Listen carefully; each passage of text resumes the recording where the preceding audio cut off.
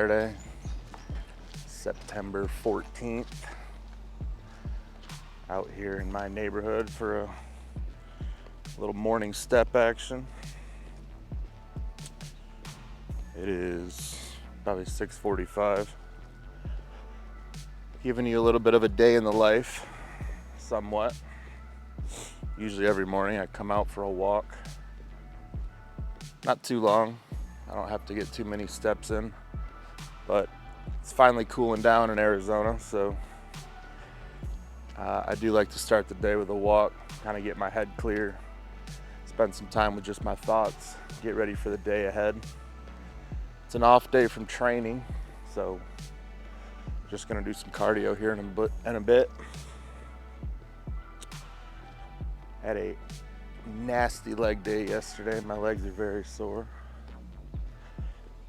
That's another thing. If I stay moving the following days after I train, helps with my recovery. If I don't, I sit too much, my legs hurt a lot more.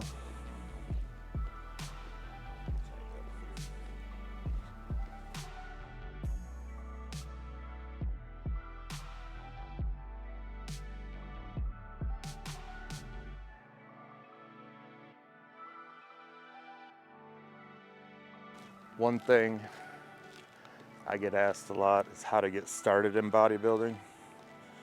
And I think now, in 2024, bodybuilding is a lot more popular than when I got started in 2014. So I get a lot of kids that are still in high school or maybe just out of high school who don't really have a lot of money to their name. So there's, how to get started with a budget, how to get started when you don't have a lot of money. So I think about that to back when I got started. I didn't start competing till I was 23, but I started having interest in bodybuilding when I was 17. So if I knew then what I would know now, or what I know now, I would focus on finding ways to eat as much protein as I could, and I would prefer to eat more protein from meat than supplementation. When I was younger, I think I figured out protein was the kind of the holy grail early, but I drank more shakes than I did eat. I think I would have, knowing what I know now, I should have just focused on eating as much as I could around the clock, knowing that I had a fast metabolism and I needed to gain weight.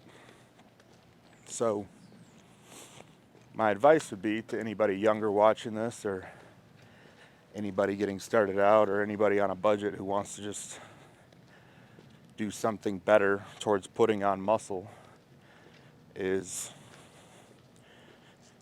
figure out a base amount of protein that you're going to have every day. Divide it by 5 or 6 meals a day and have that. And to do that, I think you got to learn to get up early in the day and start eating. So if you're younger, don't sleep in, don't waste half the day away. Get up early, go for a walk, come back, have your first meal. Keep it simple. Whole eggs, egg whites, chicken breasts, red meat, steaks, ground beef. Fish is an option. You can have turkey breasts if you don't like chicken, or you want to keep some variety. Eat that 5 or 6 times a day. Maybe keep it to 1 protein shake a day from a good whey isolate. And that's your base. That's how you build. That's how you build consistency around that to start, and then try to implement a bit more later. But everybody wants to start out like they're getting ready for the Olympia, but they haven't figured out how to master rudimentary basics like getting protein in, or drinking enough water, or moving, or getting to the gym 3 to 4 times a week. You gotta crawl before you walk. M&M to sue me for copyright, the background music, but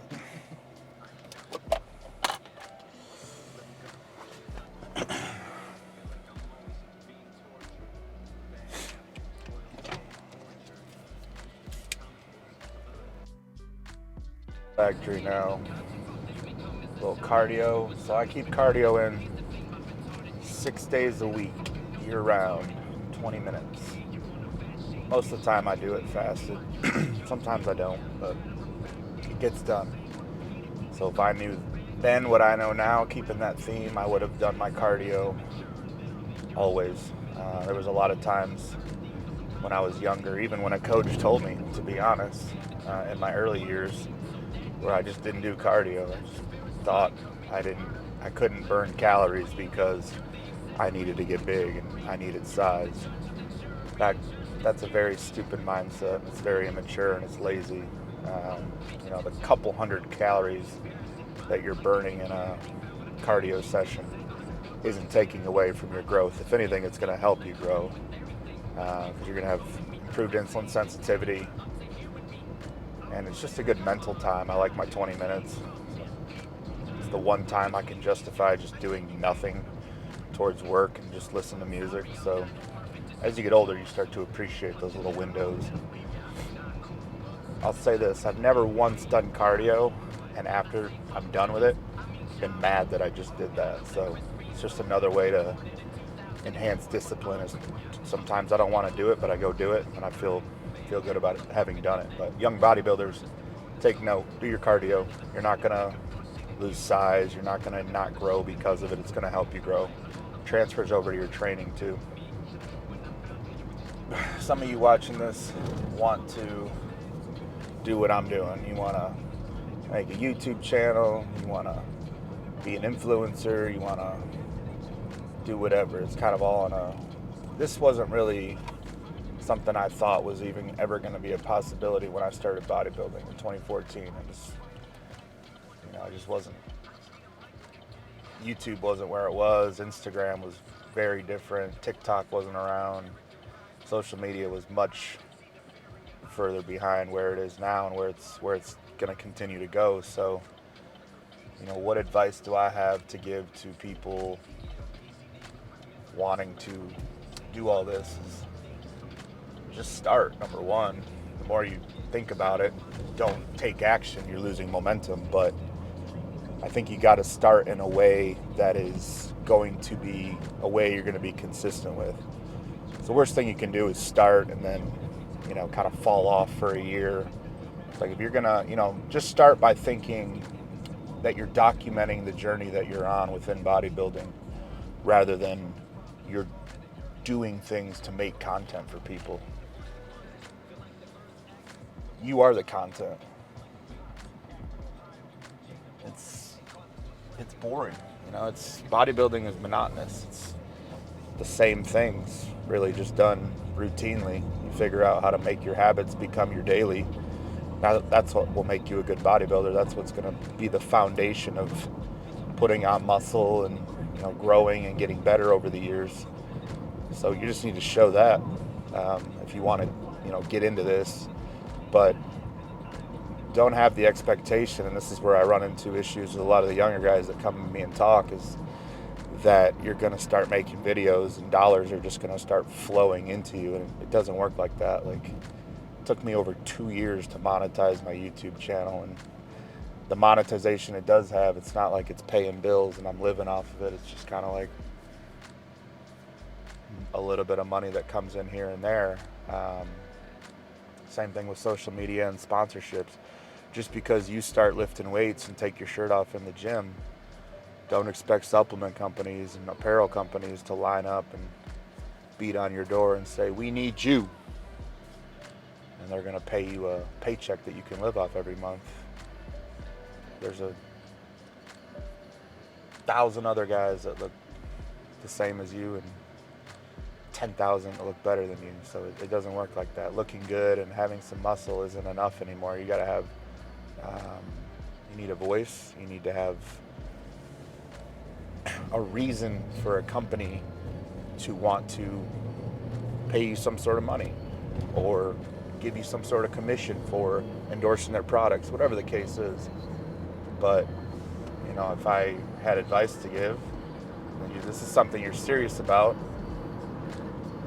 if you're younger, you've been exposed to social media, more than I was when I started. So learn how to do some of this filming and editing on your own.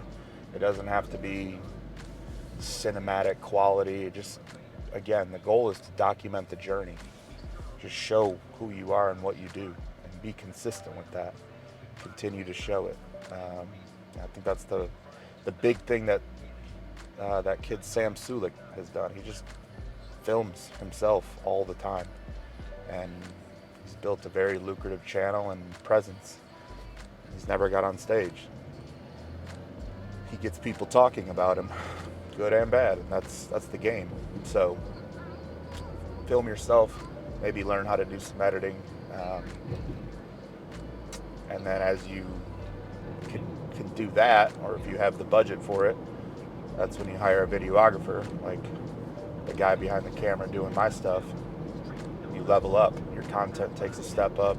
It's out of your hands. I think that's a huge part of it. I see a lot of the guys in the industry, a lot of my friends, we all have videographers. We all have people we work with and have working relationships with. It's a part of our businesses. You know, that's part of growing into the career you want, into having the life you want. If you really do want to try to make it as a, I don't even know what my job title is, but I'm just a bodybuilder living my life, and I look at my life as, me living my life is tied to my career, because what I do is my career and my career is my life. But that's not a negative like it would be for some people, because I'm doing what I want to do every single day. It just happens to be work. So just a little bit of advice for people. Little car ride, confession, rant, however you want to label it, on a Saturday morning. Almost a Muscle Factory. We've given you a little bit of a tour through Scottsdale and Tempe, where I live. It's called the Valley. Drop in the comments below where you're watching from, what city, what state, what country. Curious to see where you guys are from. Liver has to process it, so okay, just got to keep that liver moving. But yeah, some old Dave Tate methods too for food. yeah. You're just gonna have to get kind of gross with it. Well, yeah, the double Big Mac and all that crap. Not that shit. I don't want. No. But I do think like one big ass pizza a week, Okay. and add a little extra olive oil to it Sure. for calories. Yeah, Like, okay. you do that shit for 6 weeks straight, once a week, plus bump your regular food up. Yeah. You can't not gain weight. Yeah. It's not just a fucking hummingbird, Yeah. you know. So. And then he recommended buffets and shit, but Yeah. I just throw in sushi, all you can eat sushi, Okay. a few times a week. Liquid calories are big too. All right. And then See, I don't drink though. That's Yeah. my thing. I don't drink at all. fluid. Well, fluid, yeah. Fluid, Yeah. yeah, but I don't drink alcohol. Oh no, yeah, you don't need to. Yeah. You don't want to Yeah, actually. exactly. Yeah. Liquid calories, I'm saying, to just shakes in Yeah, between milkshakes meals. and stuff, yeah. So a little bit of protein plus some liquid carbs. Yeah. All right. I'll think of something. Yeah. Maybe you can throw a diet together for me. Keep it simple. Just need calories at the end of the day. Inclines at 6, speeds at 2.5. Don't hold on. You wouldn't hold on if you were walking up a hill in the wilderness. So don't hold on when you're walking on a treadmill on an incline.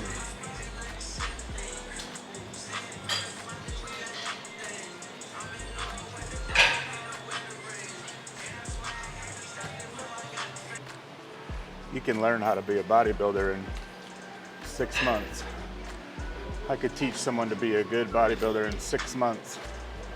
That doesn't mean they'll be a good bodybuilder in 6 months, but they'll have the skill set and the knowledge, the habits and the rituals to apply moving forward.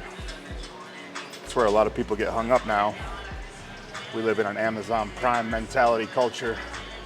Everybody wants it now. Like, bodybuilding's still the one thing where you got to put in some sweat equity and some time and some consistency to get to where you want to go. So if that doesn't sound appealing to you, it's not for you.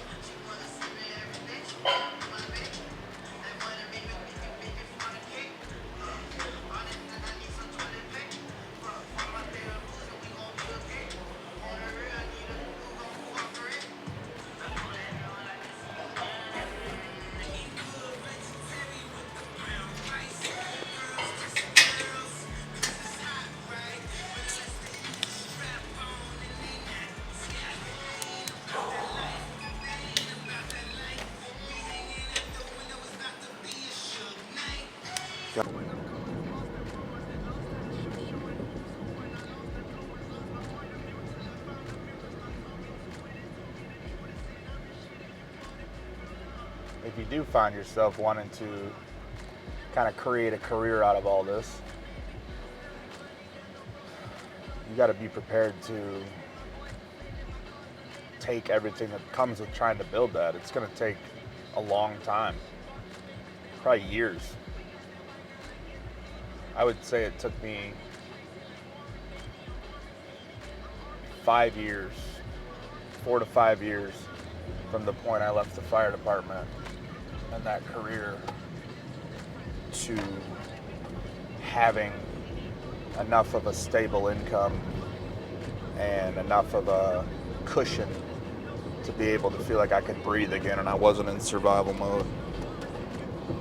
My situation's probably gonna be different than yours, but it's just something to consider. Like, you know, I think not personal training is a huge miss that a lot of people make. Everybody wants to be a coach online and work from anywhere. It's like, there's a lot that goes into that. You're not doing, you know, 30, 40 minutes of work a day and then living the life, partying, doing some fun stuff. Like, you're working around the clock, especially if you're trying to actively build and scale your business. There's a lot of grinding that goes into that. So, you know what you're getting into. If you want to work for yourself and have your freedom, it means you actually got to work. So I think that's a huge misconception of, you know, people getting into it. Not only do they want to bodybuild, but they're thinking about a career aspect too, where, you know, that wasn't a thing for me when I started. I wanted to be a bodybuilder. I was really interested in it. And so I just wanted to do that, but I went to school to be a firefighter and did that career for a handful of years. Never crossed my mind to try to coach until maybe my third or fourth show, and now it's kids in high school that are coaching people or that want to coach people, and it's a different game. There's nothing wrong to have those wants, but you got to know you got to know the work that goes with the things you're saying you want.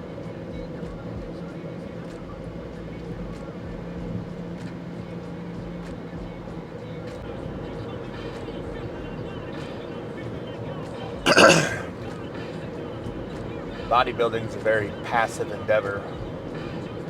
It's not as hype as you see on social media. You know, we all have videographers that are very good at making monotonous, boring activities look cooler than they are, but if you watching this are about this life, or you want to be about this life, you're going to understand that it's a very rudimentary, boring way of existence for the most part. You got to learn to be all right in that monotony. Spend a lot of time in your head, a lot of time doing the same things over and over and over. I think about it every time I cook chicken breasts. I have this thought of, like, I have been cooking chicken breasts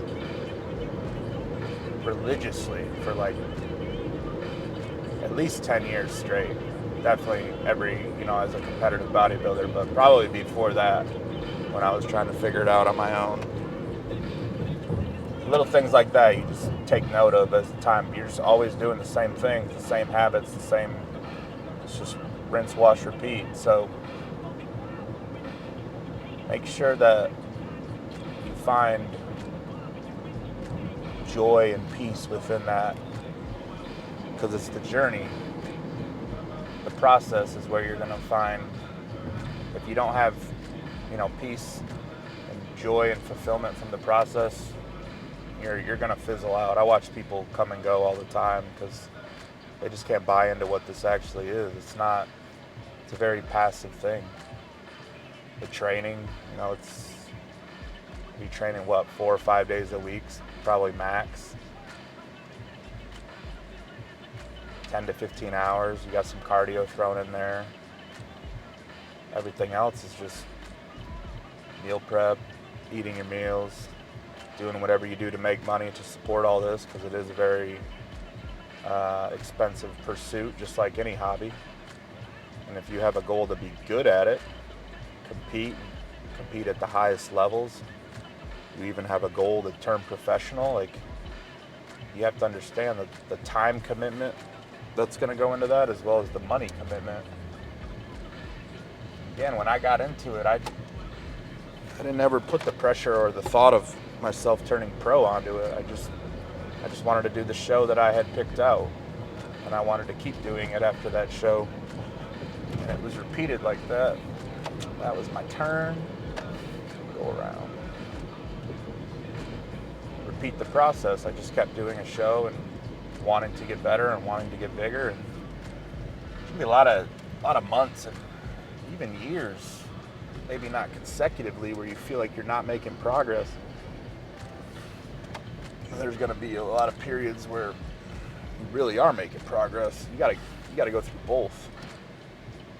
It's not this ascension from the bottom to the top as soon as you start, and it's just going to happen like that. You know, one thing that I think, you know, if I knew then what I know now, you're never going to blow up unless you have these awesome genetics and you're built for this. There's no blowing up. There's no getting huge overnight. It takes time. So just buy into it. Just understand, sink your feet in and understand that every perfect day that you stack, you're closer to getting to where you want to go versus the days where you're not perfect and the days where you miss.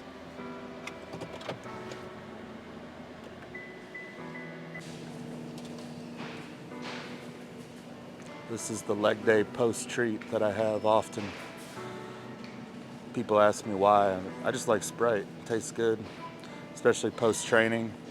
And I think there's something about the lemon lime, because usually I'm pretty nauseous or I don't feel like eating after a workout, but if I drink this and some ice cold water, my appetite kicks up. So it's science. Drink Sprite after you train legs.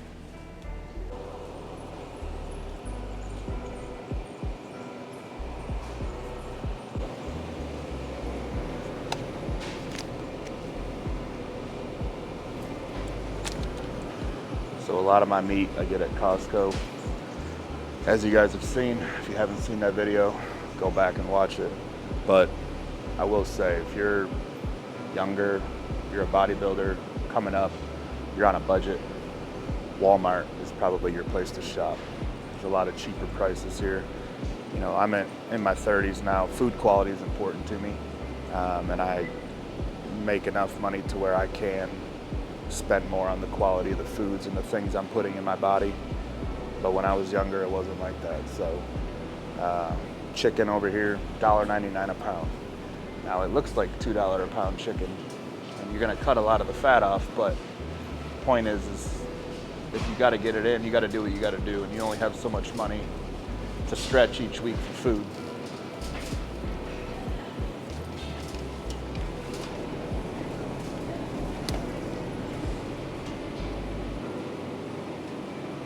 I lied, YouTube. Prices have went up. $2.67 a pound, but still fairly cheap.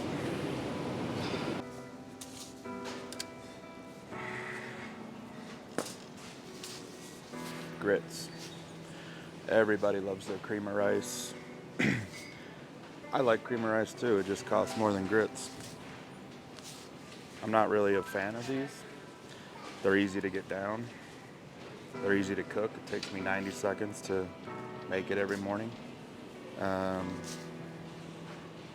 don't do grits like anybody in the South, so if you're watching this, I'm probably gonna offend you with how I do grits. I just cook it in the microwave in water, 90 seconds, and then I add cinnamon and stevia. It never touches my eggs.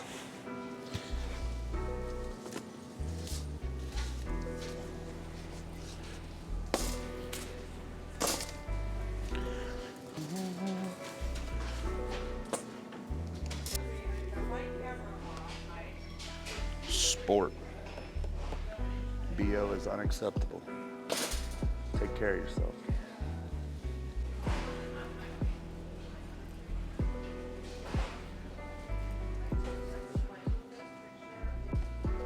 It's good stuff.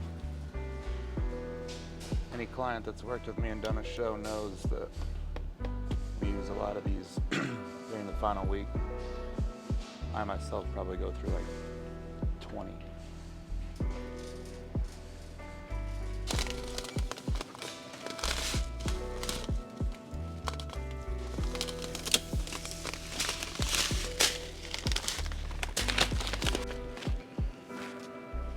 Jasmine rice. If you know, you know. I don't know why it tastes better than all the other rice, but it does.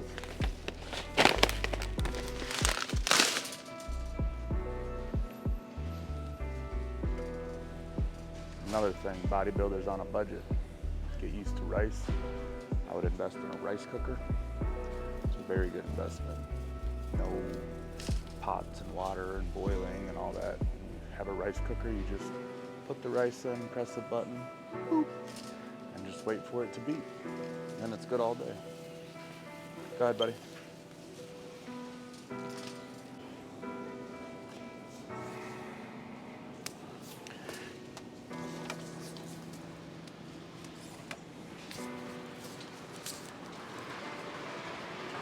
I buy in bulk any chance I can, because sometimes you don't know if things are going to go out of stock or it's just not going to be available the next time you need it. So I go through a lot of salt, as any bodybuilder does, or anybody who wants to take care of their hydration. Salt's very important. Himalayan pink sea salt, it's the least compounded of your table salts, so that's why we use that. But I stock up on it every time I get an opportunity. That way I never run out.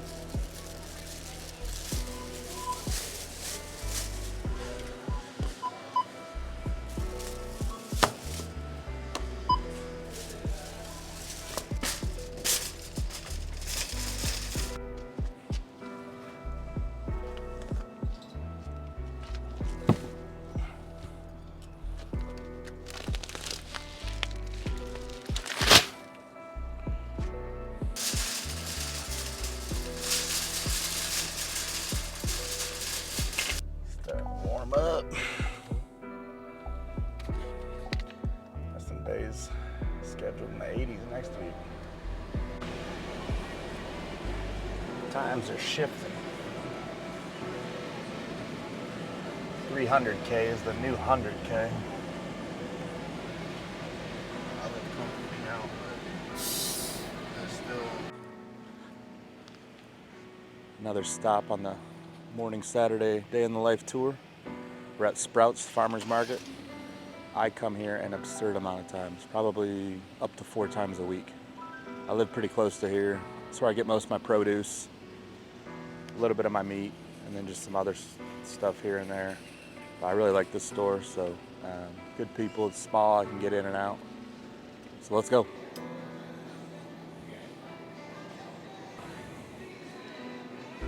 They put out all this meat. It's clean.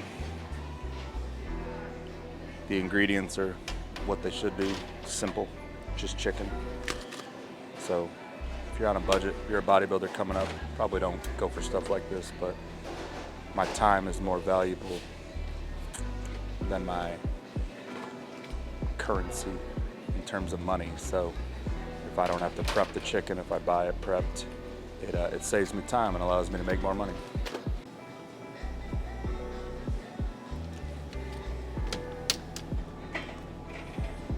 Pineapple and blueberries, 2 staples. I buy organic whenever I can for produce. You don't have to. I don't think it's gonna make or break. It's just one of those things. Like I said, I invest in my food quality, so when I can, I do.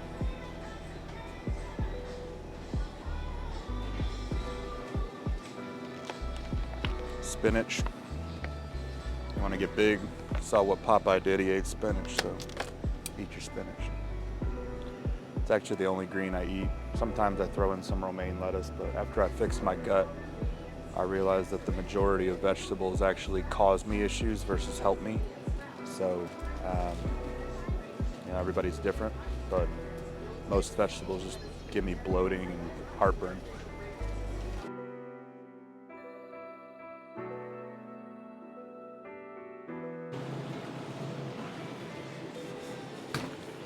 About the only caffeine I drink is cold brew. So buy it from a store. This is a super concentrate. This stuff's like liquid meth. You're gonna save yourself a lot of money. So I know Starbucks is cool and trendy, but again, if you're bodybuilding or you're someone who wants to save money, buy your own cold brew. You'll save yourself hundreds across the year.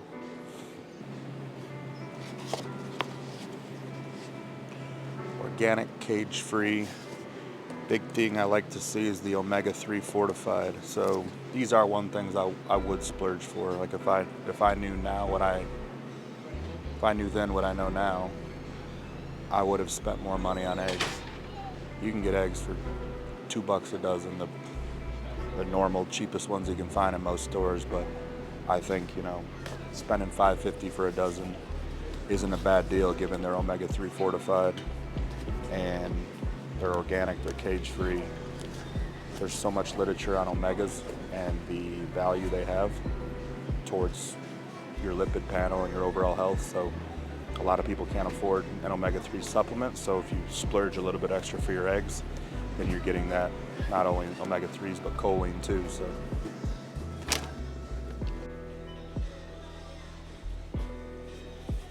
good flavor of almond butter. Key is they don't do added sugars, or it's less than a gram, which is what I want to see. Good flavor. Always go for smooth. I don't like crunchy nut butters. I don't know why people like having a crunch to their butter. It should be smooth, but let me know in the comments whether you like crunchy or smooth.